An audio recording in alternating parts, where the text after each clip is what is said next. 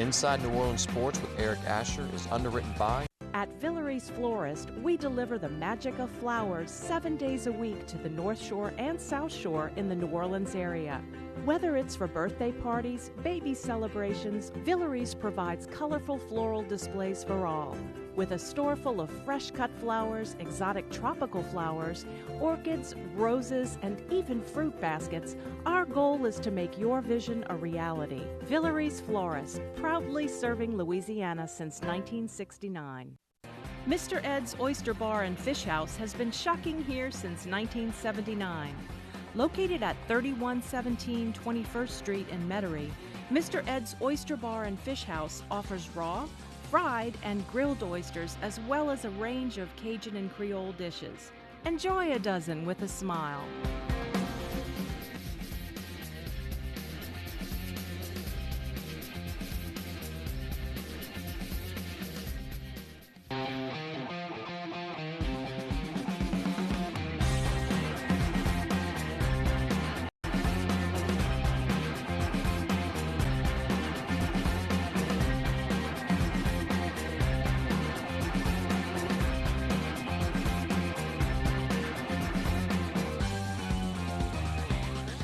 Good evening, New Orleans, and welcome to another edition of Inside New Orleans Sports. I'm your host, Eric Asher. Over the next hour, we'll talk a lot about the home teams, a lot of Pelicans talk. We'll keep that going. We'll talk about the New Orleans Saints, LSU Tigers. We got time. We'll even talk a little Tulane Green Wave tonight. On the panel, great panel as always, Garland, Gillen of Fox 8 Sports, Brett Martel of the Associated Press, join us tonight on the program. Gentlemen, welcome back to the show. Good to have you guys as a tandem as well. We always start off, like to know a little bit about what you guys are going on. Garland, you're up first. We want to give you as much time as possible. Well, the fall is almost here, and once August starts, it just gets wild over Fox 8.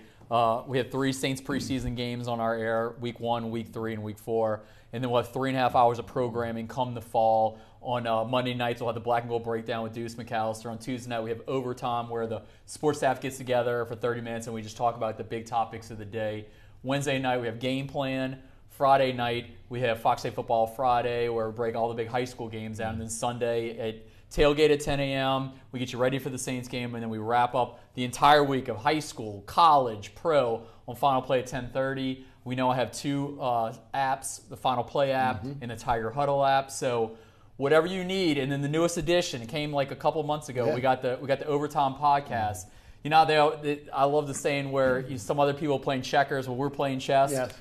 We got it all, man. There's nothing. I haven't seen anything like it. What we pump out at Fox 8 between our apps, our staff, and the amount of content we do on television. Right. And also, you got a pretty good blog as well. Yeah. I'm gonna pick it back up a little in the summer. I'm gonna get a little more writing. Maybe I'm going to the beach next week. I'll feel inspired to write a few stories there. Quite excited that Shake Shack's coming to New Orleans. I think I'm going to write something about that. Yeah. I saw the sign go up on Veterans Boulevard for you burger aficionados. And football food. Football food. Right. Yeah. World Cup, Women's World Cup's hot right now on Fox 8 tomorrow or Friday, 2 o'clock. So they got some good stuff. Hey, Brett, I don't know how you can match that. I was just going to say I can't compete with that. And I don't know how seersucker looks on TV, but it looks pretty sharp. That is pretty sharp. Yeah. It looks pretty good. But anyway, yeah, so AP. Sorry to steal your thunder. No, here, it's okay. And Garland is an AP Top 25 voter and has been for how many years? Does I've done 9. Great job. You haven't asked me about 10 yet, but I was going to tell you after the show when to do 10. Yeah, no. He's already wrote my top 10 Garland's preseason. very reliable and really researches stuff and also does some AP preseason SEC teams and stuff like that for us. It's looking like Brooks Cabana of the Advocate's going to be the other top 25 football voter this year. So you tell me I'm in already? Yeah. Breaking news on your air, Eric. Breaking news. So, breaking news. 10 years. But anyway, so everybody, I think, knows the AP through the AP Top 25 football and basketball polls, but obviously it's a worldwide news organization based in New York, news and sports, politics, entertainment, everything. So I'm the Louisiana correspondent, if you will, and covering, Saints, Pelicans, LSU, and whatever else is going on in the PGA tournament and so forth. Do a great job as well. Thanks. Guys, let's start with Zion Williamson. When you talk about Zion Williamson, everybody wants to compare it to Reggie Bush and the impact that he had on this city when he was picked number 2 overall in the NFL draft back in 2006.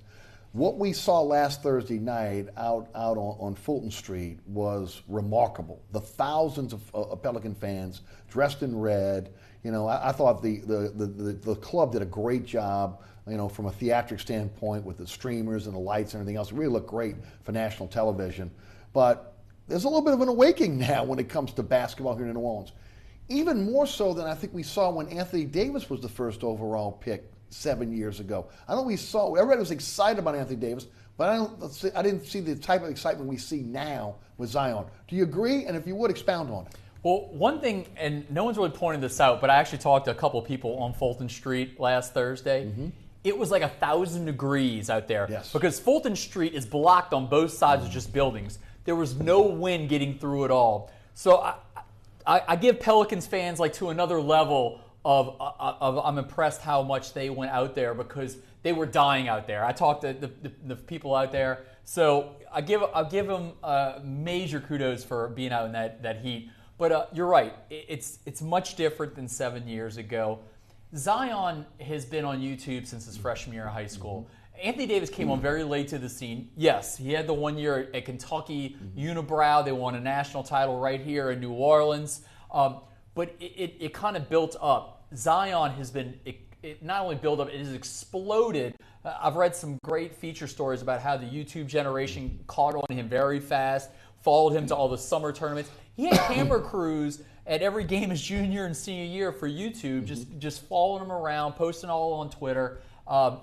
He's used to it. That's the best part about with Zion. I don't think Anthony Davis is used to the spotlight that much. You could tell he was shy a lot in front of the camera. Zion is like out there in front of the camera, very relaxed. It amazes me that he's 18 years old for another week or so. I think his July birthday's 6th. Yeah, it's amazing because I remember how immature I was. If you're watching this program and you know me, you already know that. I was an incoming freshman at LSU when I was 18 years old, and I was not that mature. I'm amazed at the way he handles himself. I also got to say though is that Gail Benson and them are all in on the Pelicans now. Back in 2012, I don't know if you could say the same level of excitement for ownership for the Pelicans as there is now, because the Saints are at the mountaintop right now. They're right there, breathing now for another Super Bowl. So you got the Pelicans right here, the Saints right here. I mean, David Griffin's asking for millions and millions of dollars for a new facility upgrades. He got a doctor. I mean, they got a new radio station they're going on. They got a new. It's amazing what they're doing to that team. I want to go back to something you said before I go to you, Brett. The YouTube generation. Do you think that helps the fan base skew a little younger here in New Orleans? Oh, no doubt. Yeah. Okay, where you got people that are constantly on social media, they're part of that YouTube generation, where maybe Anthony Davis didn't have that, where maybe other players that had come to New Orleans, even on the football side, we've not seen that type of situation. Yeah, NBA is now a Twitter, YouTube generation where every night the highlights are coming fast and furious, and that makes it more exciting. That's how Zion exploded, was because of Twitter. Most people that took those videos, put them also on YouTube and Twitter, they are fueling this Zion fire. And you're totally right.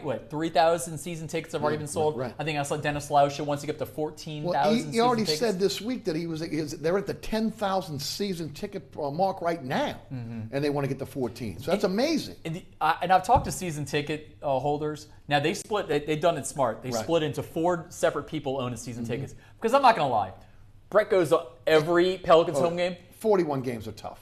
It's a rough sell on a Monday night at 7 o'clock. Against Against Orlando. So to sell that many tickets is really impressive because I have friends out there that have cut theirs into 4s where they get 10 apiece.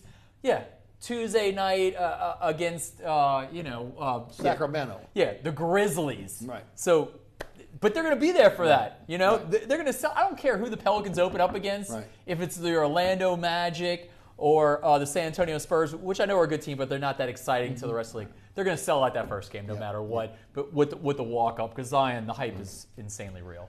Your thoughts. You go back to 06 with Reggie Bush. You were there. Talk about the differences here between what you saw with Zion and Zion Mania and what Bush really did and really kind of, a lot of people say he propped up the Saints. I think it was also about the fact they were, the attempted move and people get upset, and people having disposable income because of insurance proceeds, money from Katrina, and also again saying, hey, that's our team, and nobody's going to take it, and we're going to prove it. But Bush was a factor. There's no doubt about that. What do you see here in kind of compare and contrast? Right. Well, I think that the comparison to Reggie is obvious. It may be even a bigger deal in some ways, but the reason is because since Reggie, we haven't seen anything like that. Yes. It doesn't necessarily mean it's exactly the same. It just means when Reggie came in, he was arguably a number one pick who, for whatever reason, the agent, right. The Texans decided to go with the defensive end, and so Reggie kind of fell in the Saints' lap, but he was, a human highlight reel in college and a Heisman Trophy winner at the time. He lost it later on. Right. Did they ever take that from me? I think yes, they He did. gave it back. Yeah, he did. He sent it back, but I don't know if they actually sent the trophy back. But he rescinded his claim to that title. But the fact of the matter is, he was voted for that for what he did on the field, regardless of and deserving. Yeah, regardless of the shenanigans that went on in terms of internships and whatever else was going on with that. So, the Saints fans, we already knew they were getting the second pick. They knew they were going to get someone good, but that was kind of a shot in the arm. And it was I remember Tom Benson being hailed like a conquering hero when he came into that tent where they had set up the Fan Fest. Right. And I had remembered several months earlier seeing the discarded refrigerators with all the foul, you-know-what inside, saying, warning Tom Benson inside. And I'm like, well, that's a pretty big turn in a short amount of time. Right. So, that was a phenomenon. There's no doubt about it. This is also different. I don't think I appreciate it. See, so I'm 47, and I'm not the YouTube generation. And I saw Zion at Duke. And I talked to basketball people about him, and I understood from that sense, just from a professional journalistic research sense, that he was like the consensus number one overall pick and a very strong player. I didn't understand what a social media phenomenon and how absolutely popular he had become. And I realized, he is a force of nature. I mean, because you look at his dimensions, he propels 285 pounds down the floor fast above the rim. I worry about his longevity, how long the knees and ankles can take that. I think that when he gets done with his rookie deal, he better sign that max deal with the Pelicans as soon as he can, because you don't know how much longer it's going to go beyond that.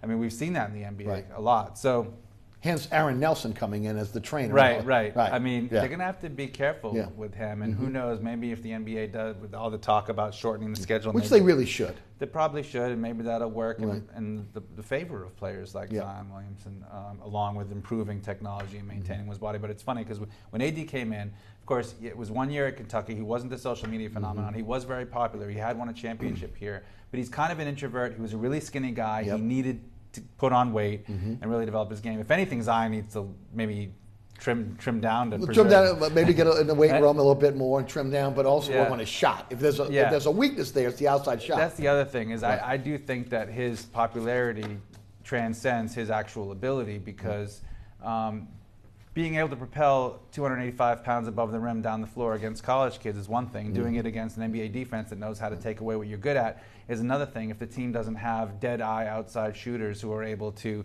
punish them for doing that, or if he being 6'7" can't put some arc on his shot. I mean, it's kind of a flat, inconsistent shot. It's totally unproven.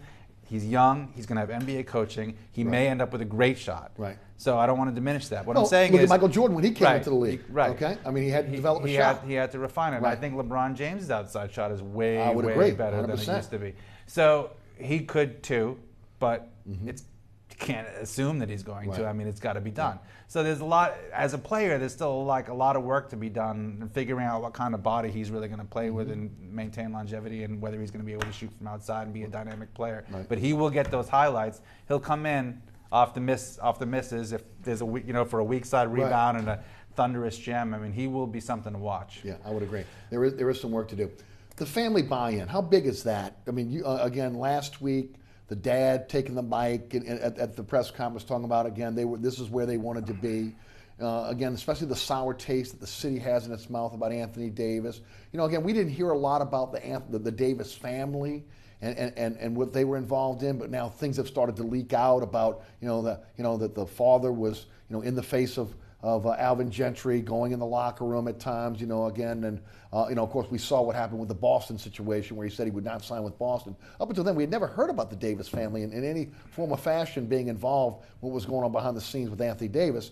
But it's almost like a breath of fresh air after everything you've been through over the last 6 months with Anthony Davis to hear a family say, "Hey, this is where we wanted to be."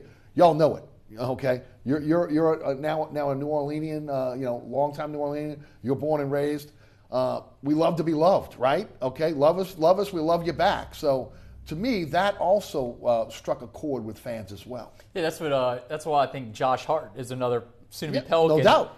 I mean, he's asking where the best place to get beignets is. He got his profile picture changed on Twitter the next day to Pelican shirts. Right. That's the way it plays it. And you're right, Zion's stepdad is playing this thing perfectly.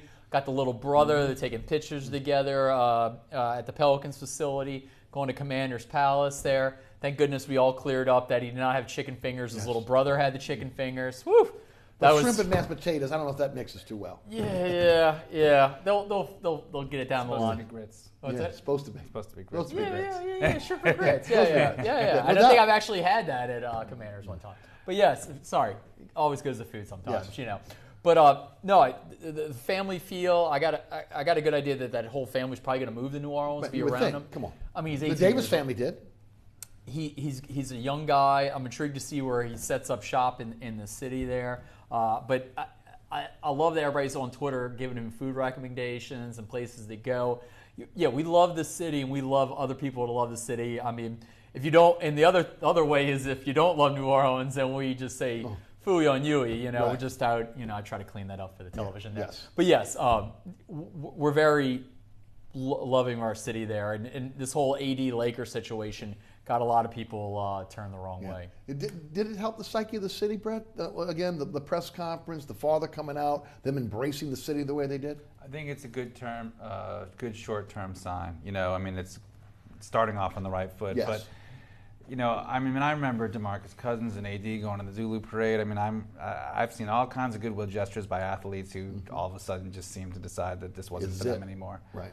So, and AD, I remember saying at a media days, it was either 2 seasons ago or 3 seasons ago, a lot of guys, he said something to the effect of, a lot of guys like to pick their own teams and try to, join winners, but I kind of like to, build my own team and do my, stick with the team that drafted me. I remember he said that at a media day before the season. It was in the New Orleans arena, and it was either 2 or 3 seasons ago. So he was basically portraying himself, and that's back when Thad Foucher, who went to St. Aug, was his agent. Yes. Right? And he was all about New Orleans. And then he changed agents, and all of a sudden, New Orleans, So, and I don't know what exactly, the extent to which his father was saying things and to the extent to which that mattered. I mean, AD does seem to be kind of an easygoing guy who may be able to be swayed by people close to him. Yes. We're going to have the LeVar Ball situation coming in potentially. Yes. But it seems like Lonzo Ball is trying to be his own man. So people are always saying, well, is LeVar Ball a problem? I said, nothing he says is newsworthy unless he has demonstrable influence over his son. Otherwise, he's just a sideshow, and you can ignore him. Right, and you can hope that, again, he's going to be worrying about LaMelo, who is in Australia, because that's what, a 16, 17-year-old kid that's now going to Australia to play professional ball. You would think that would be his focus more than his son, who's 21, who's already playing professional ball here in the States. So that may be a saving grace. Brett kind of answered. I'm going to go back to you in a second. How quickly can he be effective in the NBA as a player first, and then ultimately as the star people think he's going to be? Well, I know everybody's a prisoner of the moment. I don't see this team right now making the playoffs this year. Okay. And a lot of people But isn't it contingent on what they do in free agency next week?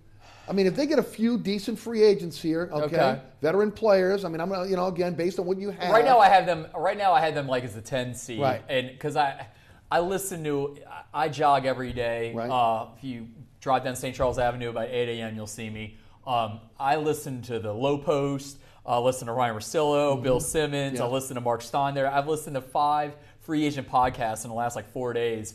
And a lot of those guys just have no idea what's happening right now or what's going to go on next.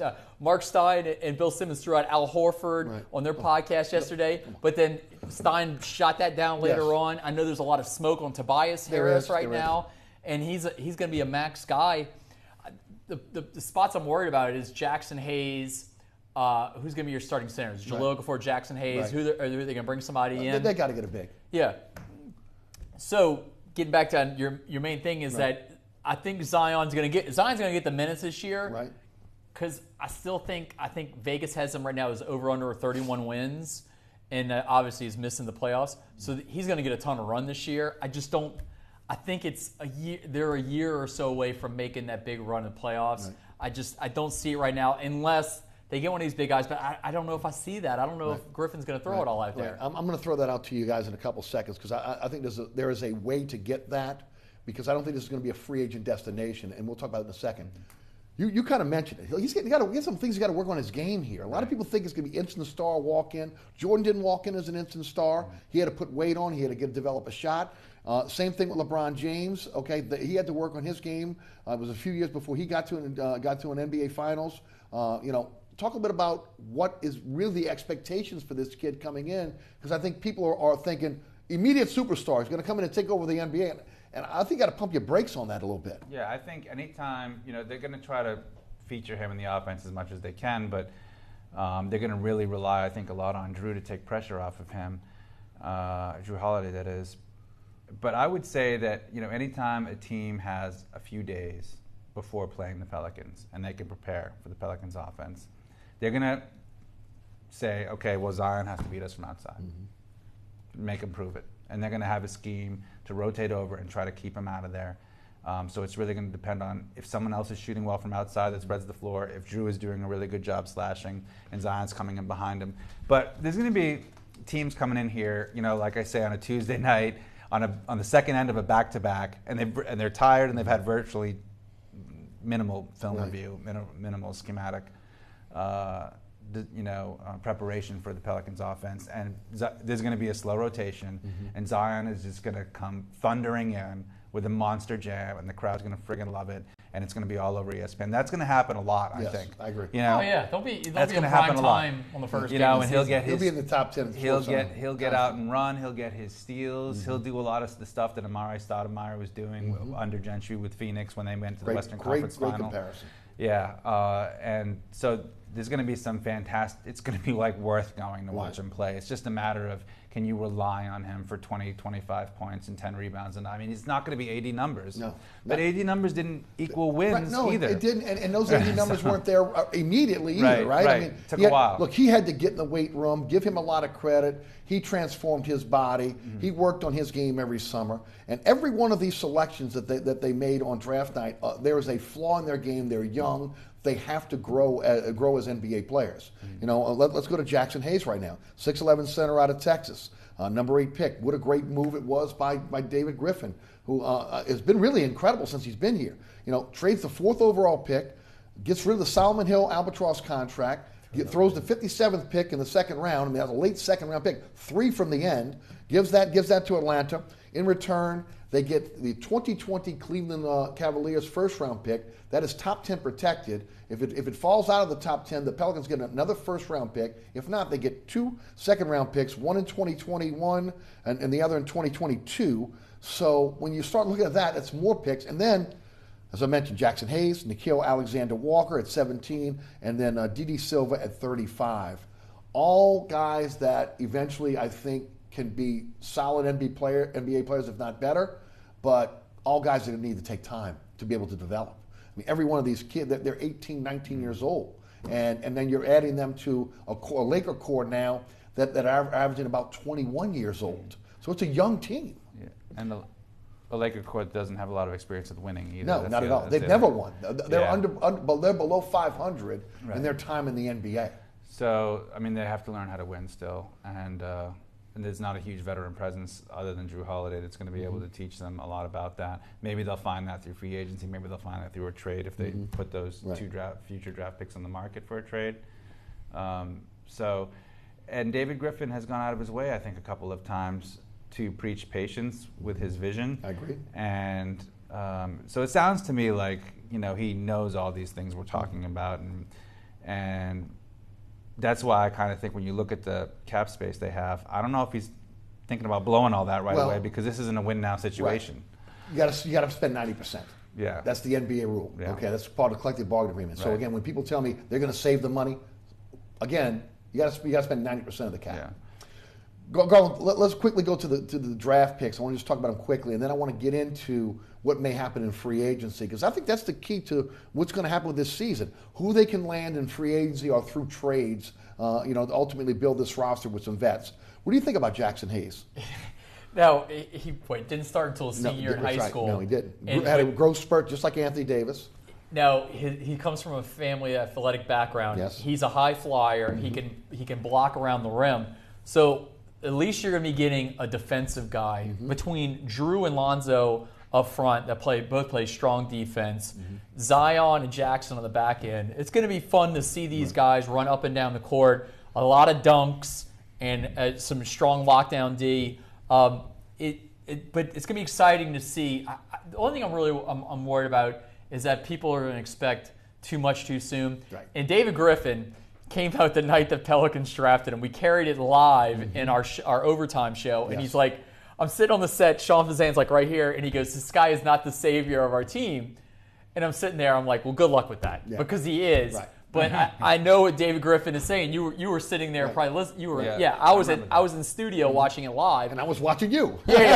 So we're watching it. I'm laughing. I'm just like, good luck. And later that night on the Scott Van Pelt show, he said the exact same thing. Good luck with that. Right. He is the savior of the team, but David Griffin is slow playing this. But rightly so, right? He's I mean, you got to make Drew Holiday the face of the franchise, even though we know Zion is. He said that, because you don't want the pressure on this kid to think that everything's on my shoulders. Yeah, no, he's playing it perfectly. I mean, he's got either Trip Kings here right now, or he's sitting on a full house. And he's waiting on it. Yeah. He's definitely slow playing this hand. The funny thing is he's allowing the marketing department. He's not telling the marketing department don't portray him as the savior. You know what I mean? Right. Because when you look at the draft fest and the big unfurling of the Zion thing. Signing lights. Yeah, I mean, look, he's basically hands off the marketing. Like, sell as many tickets off this guy as you possibly can. Right. I just want people to know when they're watching games, we're building our system around the veteran guard who really knows what he's doing. Right, rightly so. Yeah. Okay, who has the tenure and everything else here. You add Nickeil Alexander-Walker to the mix, 6'5" guard out of Virginia Tech. A lot of conflicting scouting reports on. All I can say is I saw him 4 times play. The kid can finish with either hand. He is a knockdown shooter. They say that, again, the problem is he doesn't have the burst, maybe the speed, but we've seen plenty of guys be able to come off picks and be able to knock down shots. And that's what they're looking for, is a guy that can shoot the basketball. He was pressed into having to play the point guard at Virginia Tech for a while because of injuries, but he can play the 1 or the 2. And he's 6'5", and his wingspan is enormous, and he plays defense. So that's a lump of clay there that you can work with. He may not be an instant star here or even a star at all. He could be a guy that could be a bench player, role player. There are plenty of role players in the NBA that make a big difference. And then you talk about Didi Silva, 6'6", small forward shooting guard out of Brazil. Some people love this guy and believe that with the right seasoning, and of course you have the G League now, in which they have to fill out a roster, that this kid, he could be a bona fide NBA player before it's all said and done. So, all those guys are on the come. You're taking a chance, but you got to like what Griffin did, because all those guys are high flyers. They're all guys that run the floor. Yeah, and Alexander Walker will be a guy where he'll get like 5 to 10 minutes a game. Of course. Slowly take him along. I will say this. What I was really fascinated with was if they drafted Darius Garland. Yes. Darius? Yeah. Out of Vanderbilt. And then you could have played almost like a 3-guard system and have like Zion and Ingram have a small ball team. Obviously, they traded away the pick because I like as much guys pushing up the floor and passing as possible. The other thing that we haven't talked about yet, and I'm still really worried about, is Brandon Ingram's health. I've heard about his blood clot problem so many times. They say he's 90% right now. Well, they said they did the surgery where they took out a rib and that was causing the blood clot, and that doctors have assured him that he's not going to have any further problems. Now, we don't know that, but you got to almost believe that Griffin would have not made the deal with Ingram if ultimately he felt like he was going to be damaged goods. And that was one of the big questions when Dell Demps was trying to make this trade, because now you're bringing in damaged goods, you don't know. But as far as I know, he's gotten a clean bill of health. Now, hopefully it's not something that reoccurs down the line. Yeah, and I mean, we got to have that quote of how many Duke players on your team anyway. You know, I mean, if Frank Jackson makes the roster, then because Juan Kincaid, one of my coworkers, is a massive UNC fan. Oh, yes, he is. So he's like dying right now that Trajan Langdon's in the front office, and you got all these Duke guys on the team there. It's almost, I liken it almost to when they had 4 or 5 Kentucky Wildcats, and Jeff Duncan's covering the team, and he's like loyal to Louisville Cardinals as anybody. He's just hating life right now because he's covered all these Kentucky Wildcats. So I find it funny that there's all these Duke Blue Devils on the squad. Well, you mentioned Trajan Langdon. I think his fingerprints are all over these picks. Okay, he's the guy that, again, understands college basketball, scouts international ball. I think his fingerprints are all over that. Your thoughts on the draft? Yeah, it was. I mean, in Alvin Gentry's words, it was a haul of very high potential players. I mean, Silva is low risk and potentially high reward. My understanding is that he was sought after by European professional clubs and elected to stay in Brazil. Right. And but obviously he's gotten and Brazil is. I was in Brazil for the World Cup in 2014 for soccer. And that is a sports crazy country. And they're good at basketball. Yeah, they are. I mean, they've had some really good NBA players before. Some have called him a poor man's Oscar Schmidt. And if he's a poor man Oscar Schmidt, I'll take that all day, every day.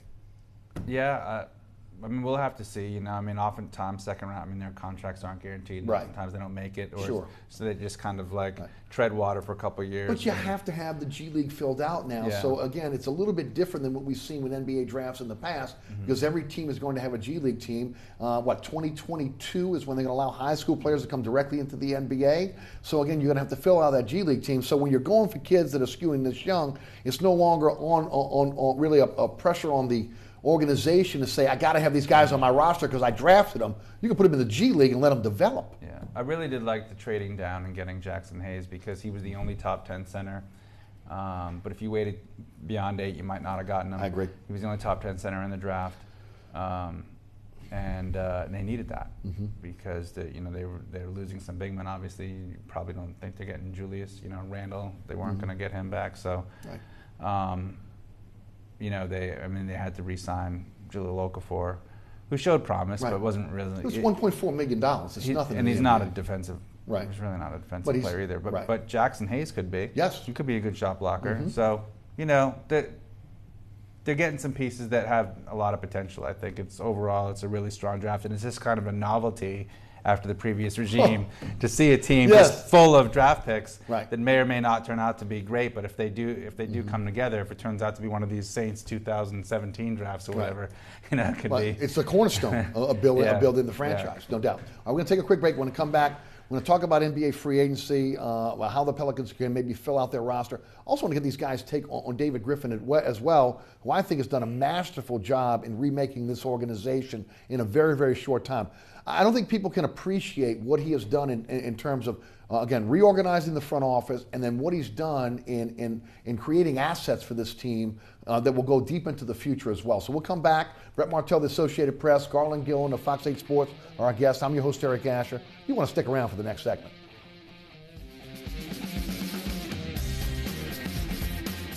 Burkhart's Air Conditioning, Heating, and Refrigeration has been family-owned and operated since 1989. Burkhart has energy-efficient solutions and offers brands such as Mitsubishi ductless AC units and Amana, the only manufacturer with a lifetime unit replacement warranty. Burkhart's offers maintenance bundle packages that include servicing your AC, generator, and tankless water heater. For more information on the services Burkhart's provides, visit acpromise.com. Burkhart's Air Conditioning, Heating, and Refrigeration, providing comfort for life.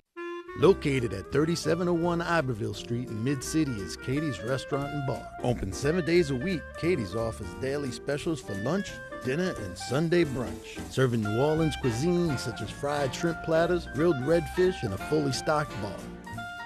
And don't forget about our expanded event seating and local entertainment. Featured on the Best of Food Network's diners, drive-ins, and dives, Katie's Restaurant and Bar. Welcome back to Inside New Orleans Sports. I'm your host, Eric Asher. Tonight, Brett Martel, the Associated Press, Garland, Gillen of Fox 8 Sports are on our panel. Guys, listen to this.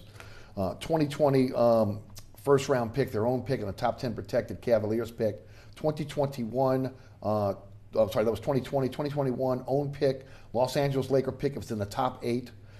In 2022, they have their own pick, an unprotected pick if the 2021 pick does not convey.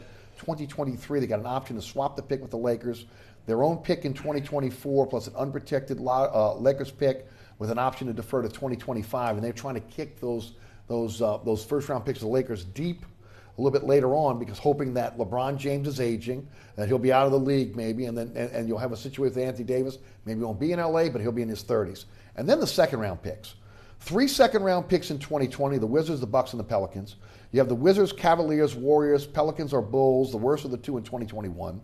Cavaliers and Pelicans in 2022. 2023, Wizards, Warriors, and Pelicans. There is now a treasure chest of picks here, not to mention what he did with the 4th overall pick in trading down, getting the 8th and 17th pick, and then, of course, getting the Cleveland Cavalier #1 protected pick. Griffin has been absolutely a genius in doing this, and it kind of leads me to what I think may happen during free agency. You have all these second-round picks. I don't think it's going to be a destination for a lot of high-priced potential free agents here in New Orleans. In New Orleans, the Pelicans have always had to overpay for free agents. And you don't want to overpay and then extend the years because that's how you get in trouble. Mm-hmm. What we've seen with albatross contracts, guys don't play out the contract, and all of a sudden you're holding a dead weight on the roster. Mm-hmm. But there is an opportunity for teams that are over the cap or in the luxury tax threshold that are trying to get out of that can't take players or salary back, but they can take picks back.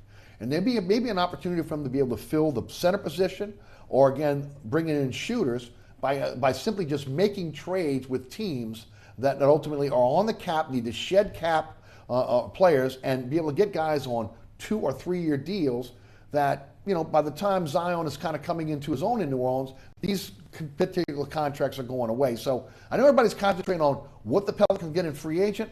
I would also watch what Griff may do in the trade market as well. And another thing to point out with draft picks against the salary cap, right. They're like nothing. Nothing. They don't count against the cap. Yeah. That's why, again, if you're sending draft picks back to a team that's over the cap, you can make that work. And the Pelicans are under the cap now, so they can make that type of deal where they don't have to take player for player and has to match up to the salary cap. So he has put them in an incredible position. $33 million worth of salary cap room, and it's going to be recalibrated now that Check Diallo and also Stanley Johnson, their options were not picked up. They renounced their rights, so they'll get a little bit more money back there on that.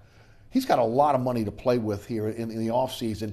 It just depends on what direction he wants to go. Does he want to try to go for the 8th seed and try to build a winning culture? He's talked about culture-driving veterans that can teach these young players how to play in the NBA, how to practice, how to get their bodies ready. But is that the goal here, or is it just to, be in the lottery for one more year and then we'll take it slow? Guys, you heard what I had to say about how you can get this done. What are your thoughts? Well, as we said before, their over-under right now in Vegas is 31 wins, which is missing the playoffs right now. Right now, Griffin is going to win either way. If this team doesn't hit those expectations, they get another high draft pick, and you also get a lot of playing time for these guys. The only downside is Drew Holiday is 29 years old. 29, right? Yeah, he's only got 3 years. He's got 3 years left on his deal.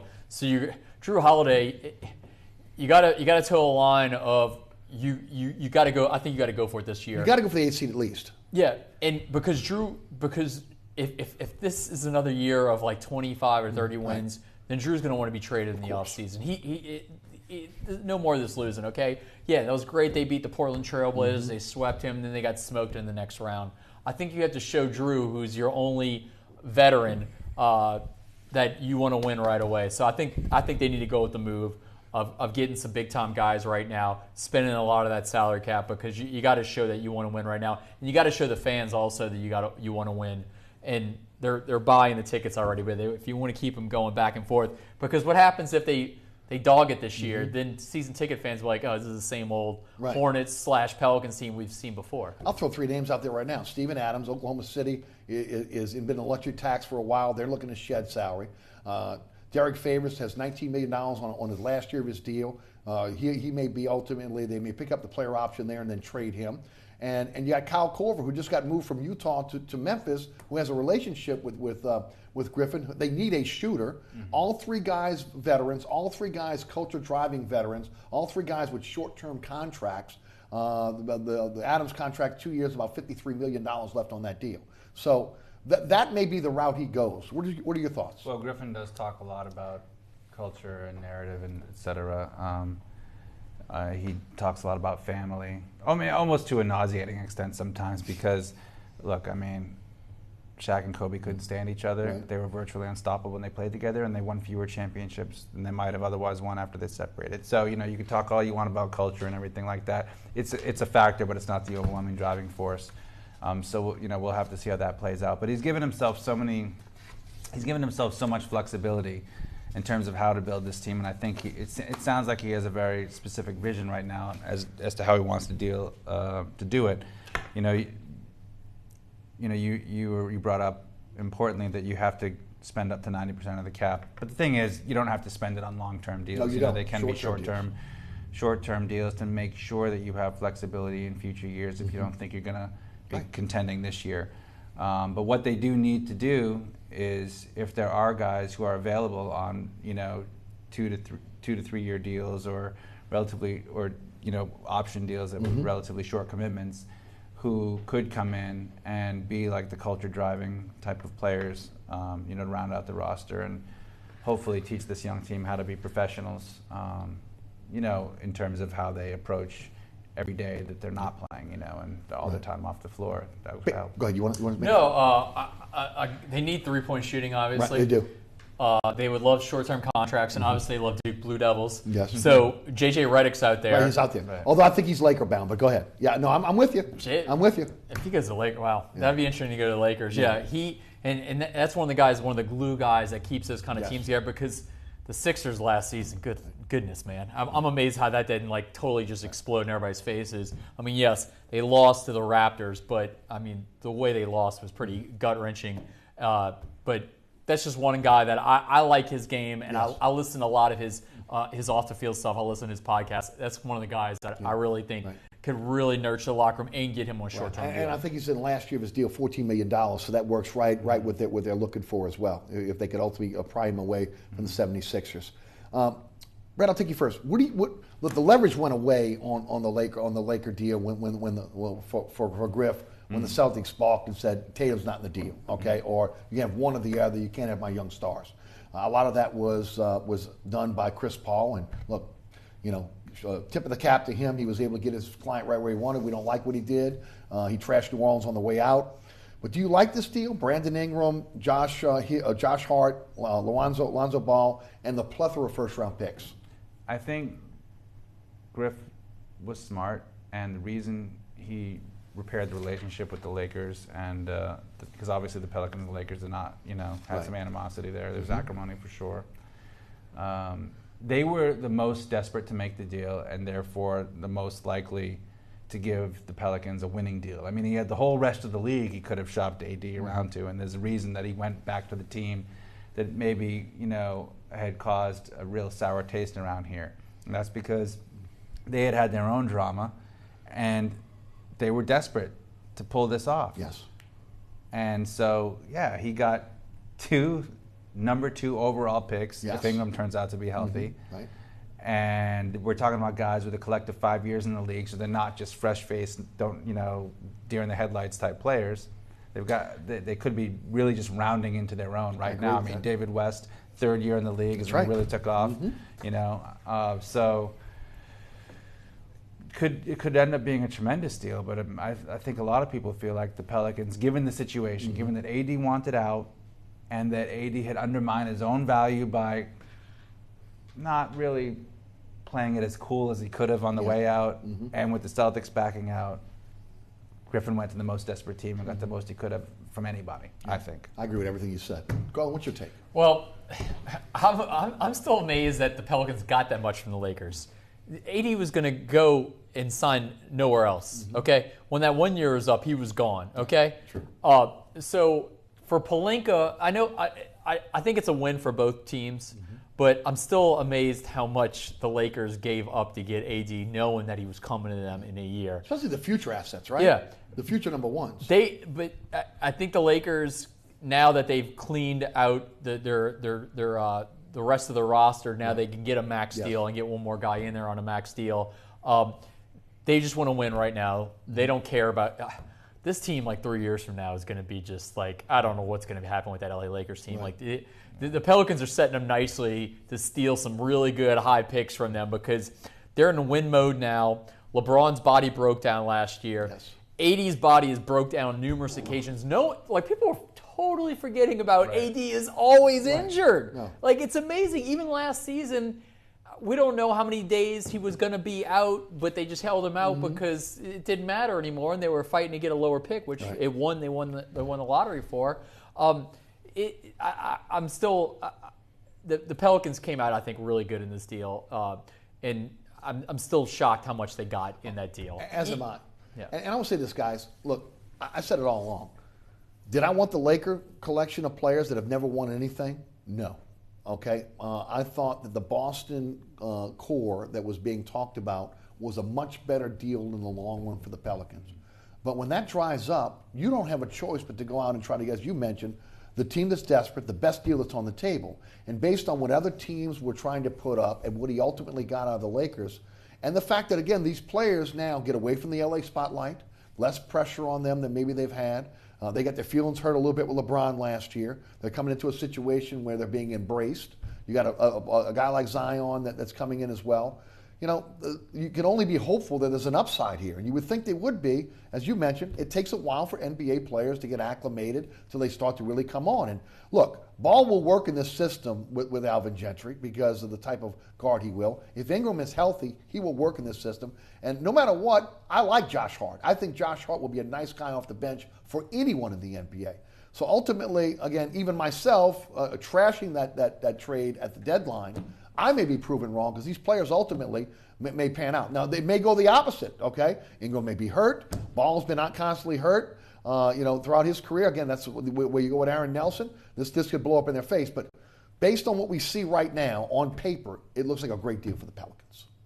Yeah, and circumstances change. So just because you trashed the deal at the deadline doesn't mean you weren't correct at that time, because it appeared that there was potential for better deals than Absolutely, especially the Boston. But when circumstances changed after the season ended, and they changed for the Lakers too.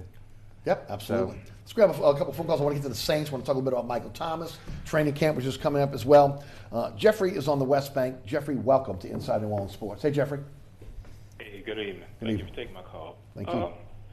I'm fine with the Pelicans pick, except for I'm worried about Brandon Ingram. Mm-hmm. I'm worried about that pick. I think LeBall Ball. I'm sorry, Lonzo Ball. Right. Would be a great addition, and I could see him pushing the ball up, and not really worrying about his points. Mm-hmm. What are you worried about Ingram? Injury? No, I'm not, because I think he's coming of age. I think he came out of college early. He's one of those guys who should have stayed in. Mm-hmm.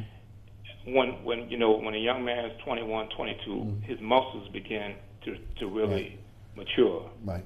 And he's coming around that age. Yeah. And I think he's going to be all right. Thanks for the phone call. Guys, Ingram, what do you think? Well, he came out early because he was a top 3 pick. Right. He was chasing that money. Of course. And now he's 1 year closer to getting to that next deal. Right. So I have no trouble. Yeah, Ingram is obviously, you'd like to see a little extra weight on him. He's in the right place. Yeah. Have you looked at me? Maybe take a little from Zion and give it to Brandon. Maybe just let him follow me around to all the restaurants that I broadcast from. But no, your thoughts on it? I'll be curious to see how the revamped, player care and performance staff handles Ingram. Which is one of the reasons why Aaron Nelson was brought in, right? Changed that narrative there. Yeah. He extended the careers of Grant Hill, Shaquille O'Neal, and others. There's no reason to believe that with a team that's been often injured that he can't come here and do the same thing here. Right. And so I'll be curious to see how they try to change Ingram's approach to managing his body and shaping it and so forth. But I can understand. I think there is some, so a lot of people are anxious to see how Ingram's going to work out. He's definitely got some weaknesses in his game, and I don't know if the vision is exactly clear how he fits in here, but he's a talented offensive player, and it's a young team that Gentry will, I guess, have to try some things with him. To River Ridge and Earl. Earl, welcome to Inside New Orleans Sports. Hey, Earl. Yes, I'd like to know how high Tobias Harris is going to be on their list of players to choose. Right. Now I'm going to hang up and listen. Thanks. Thank you. Glad you asked that question. I'll toss it to Garland. Well, he's going to be close to a max deal, huh? He's a max deal. He's a max player. Yeah. He's a max player. And he's a ring chaser. Okay? He's a ring chaser. He may be high on the Pelicans list. I just don't think the Pelicans are high on Tobias Harris's list. Yeah, You'd love to have him, right? He loves to run the floor. Right. He even said that. Work out perfect in this system. Yeah, that's what he wanted. He said that a few months back. I saw a story about how he wanted a team that can run. Does he really want to play with a bunch of 21-year-olds, 19-year-olds? When you want to win it all, right? And he came close where he was.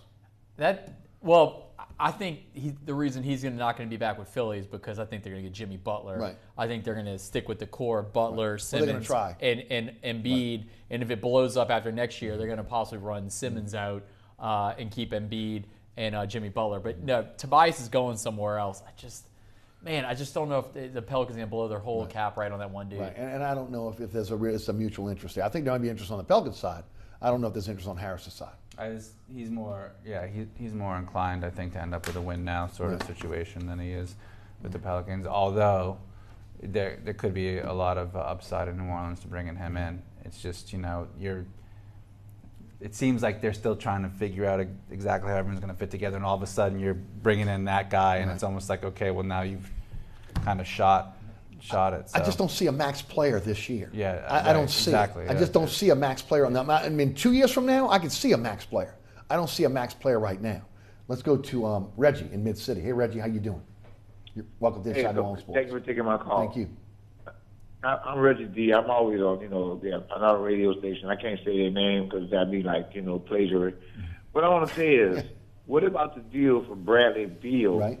Because we need a sharpshooter. We need some type of guard that's going to open the lane for Zion and Randall, et cetera, Jackson Hayes, these young cats that are just coming into the league. Right. And, Drew Holiday is going to do his thing on the defensive end. You want him as your shutdown point guard with on the defensive side.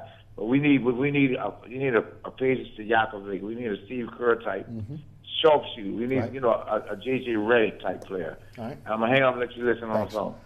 Guys, we've been hearing Bradley Beal for weeks and weeks and weeks. My biggest thing has been both Drew Holiday and Bradley Beal play the same position. So what do? Do you go 3 guards?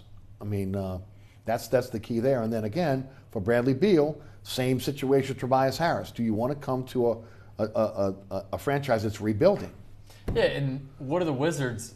They really want to get rid of him right now. Like I read a story this morning about Bradley Beal. He's not forced into trade yet from the Wizards. And they don't even have a general manager in place. No, I think they missed out on Masai from the Toronto. I know Woj dropped on his bombs right after the series was over with that they were going to give ownership stake to the Wizards. That thing has cooled down. I think Masai's going to stay with the Raptors.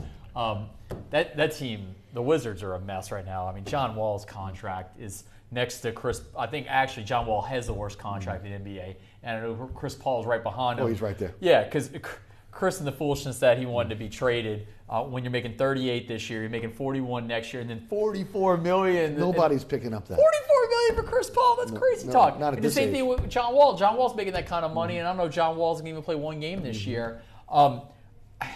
If they can make some trades on picks, but I don't see it on Beal either. What do you think about Beal? Because that's been the narrative here for a while now. Bradley Beal coming to New Orleans. I see why it makes sense in terms of being a shooter, but I would also be apprehensive because of the reasons you mentioned, which is how exactly does he fit in with the people that they already have that they may be trying to develop. So, if they're willing to move, Griffin actually said, and I asked this question, the personnel, forget the picks, the personnel that they have acquired since he's been here because he had made a comment before saying it's going to take a while, it's not done yet. So I said, when you say that, do you mean that some of the people that you've acquired, you may have to be open your mind to redealing them? And he said pretty steadfastly, nobody who's brought in has been brought in with the idea of being traded somewhere else. He actually went on the record and said that. So if that's the case, then it lends more credence to your concern about how does Beal fit into who they already have. Right. Fantastic talent. You just wonder how he fits in here. Yeah. No doubt. And I think, again, short-term deals, veterans that you can get out of within the next 2 to 3 seasons, and then you're moving on. I think Bradley Beal has about 3 years left on his deal. He would fit that, but that's a big contract to swallow. That means you're not adding other pieces as well. Guys, we only got about 3 minutes left. I got to ask this question about Michael Thomas. Jeff Duncan, the Picayune, reported they're about $4 million apart on average per year. Thomas was asking for $22 million. The Saints want to be in about 18.5. What do you think happens here? Right down the middle. Right down the middle. $20 million. Okay. 5 years, $100 million. Get it done. I think it's going to get done by training camp. The great thing with Michael Thomas is a lot of other receivers in his spot would have held out OTAs, minicamp. He's there every single day and acting like it's the week of the Super Bowl. He's going all out in practice every day. I think they get it done. I think he's going to be right above OBJ. Okay. Your thoughts? The big concern, but Mickey's very good at manipulating these numbers, is what happens with Alvin. And if you really have to choose between them, I mean, if they can't, if Michael becomes difficult to negotiate with, it doesn't really show on the field in terms of how productive he is, but he is kind of a temperamental character. It's more the opposing players who seem to get upset with him, really. So maybe that's not a problem at all. Right. But you have to weigh a bunch of things in terms of if it comes down to a choice between Kamara and Thomas, who do you keep? Does maybe Michael Thomas has more longevity because of the position he plays than Kamara, but Kamara is more dynamic and gives you more opportunities all over the field. How much can Michael Thomas be traded if he's unhappy with the contract situation for receivers? We've all seen. Like Jimmy Graham. Right, yeah. If you sign him and then later on you say, I'm going to move him. Right, and then we've seen, of course, that the Saints do very well with different types of receivers. So, there's all those things. I think it's got to be a cap-friendly deal, guys. I think that you've got to have the foresight, and I believe Mickey Loomis is going to have this, just to look and say, I've got Lattimore, I've got Ramczyk, I've got Alvin Kamara, I've got all, even Avon Bell, I've got all these players coming up from these great drafts that we've had, and I got to try to hold on to this core. Because ultimately, if you're going to continue to win, you're going to have to hold on to that core, and it's going to have to be a cap-friendly deal. The average per year is going to be interesting, but how they ultimately set the deal up, I think, is going to be the key to ultimately what's going to happen down the line here, and how long you can keep him as well. Yeah, it helps, though, that their son and the other receivers on the roster are not getting paid as much. Maybe the Austin Carrs of the world, Simi Cobbs, Keith Kirkwood, Cam Merritt, probably this is the end for him there. He'll go through training camp. That was a bad signing because his injury problem there. And Ted Ginn is at the end of the line, at the end of the career. So at least you can have young guys to back up if you do pay Thomas that big salary. No doubt. Garland, Gillen of Fox 8 Sports, Brett Martel, the Associated Press, thanks so much for being with us tonight on Inside New Orleans Sports. Great job. Great job. Thanks so much for tuning in. Remember, there's a rebroadcast of this program each and every Friday night right here on WLAE-TV at 10 p.m. Also, statewide, Pelican Sports Television, 9 o'clock every Friday night, and always at ericasher.com. You can catch me on the radio, Sports 1280, 101.1 FM HD2, and the iHeartRadio app. That is weekdays noon to 2. You can listen live, download the podcast at ericasher.com. All the previous episodes of this show and also my radio show can be heard and seen at ericasher.com as well. Thanks to Garland Gillen, also Brett Martel, the Associated Press, also the WLE production staff, Ron Yeager, Jim Dotson, also Alex Chacon, Naila Jones, and my director, William Hill. Thanks so much for tuning in. I'm your host, Eric Asher. We'll see you next week for another edition of Inside New Orleans Sports.